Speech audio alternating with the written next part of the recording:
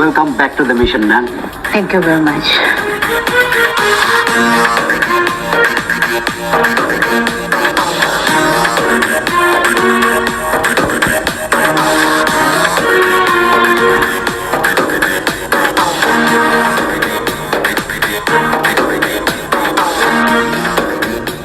Let's move.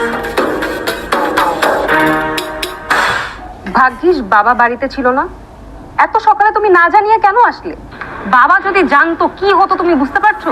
কাজটা তুমি মোটেও ঠিক করনি পল্লব। স্যার আমি কি করবো আমি বুঝতে পারছিলাম না, আমি সারাটা রাত ঘুমাতে পারিনি। মিথিলা কোথায় আছে, কি করছে, আমি না কিছু ভাবতে পারছি না। আরে ও ঠিকই আছে, ও কোথাও লুকিয়ে আছে নিশ্চয়ই। এই দাঁড়াও, পানি খাবো। আচ্ছা তুমি কি তোমার বন্ধুদের বলেছো মিথিকে খুঁজতে? মামা এক বোতল পানি দেন তো। বলেছি ঢাকা শহরে মোটামুটি সব এলাকাতেই ওকে খোঁজা হচ্ছে। আচ্ছা তোমার বন্ধুরা ওকে চিনবে কি করে? মিথিলার তো কোনো ছবি নেই তাদের কাছে। ও হ্যাঁ তাই তো। আচ্ছা তুমি এক কাজ করো, তুমি ওর একটা ছবি আমাকে হোয়াটসঅ্যাপ করো। হ্যাঁ ছবি দিচ্ছি।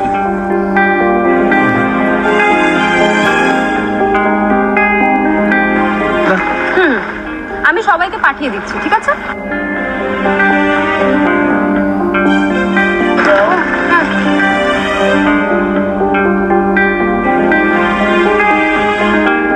আচ্ছা পল্লব, একটা গাড়ি কল করো তো।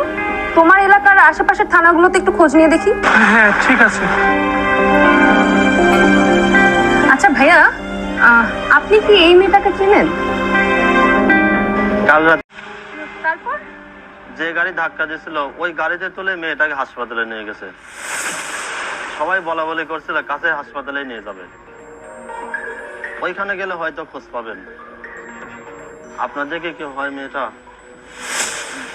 না না না না, আপনি মনে হয় ভুল দেখেছেন। এই ছবিটার মেয়ের কোনো কিছুই হয়নি, ও বাড়িতেই আছে। এই পল্লব চলো। আরে গাড়ি আসছে। এই গাড়ি বাদ দাও তো, গাড়ি বাদ দাও, রিক্সাতেই যাই, তাড়াতাড়ি হবে। চলো চলো। আরে চলো না। ক্যান্সেল করে দিচ্ছি।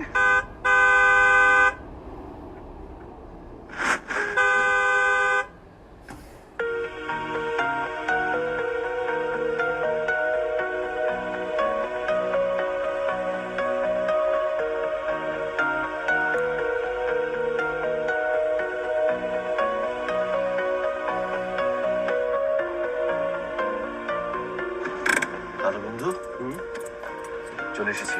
তাই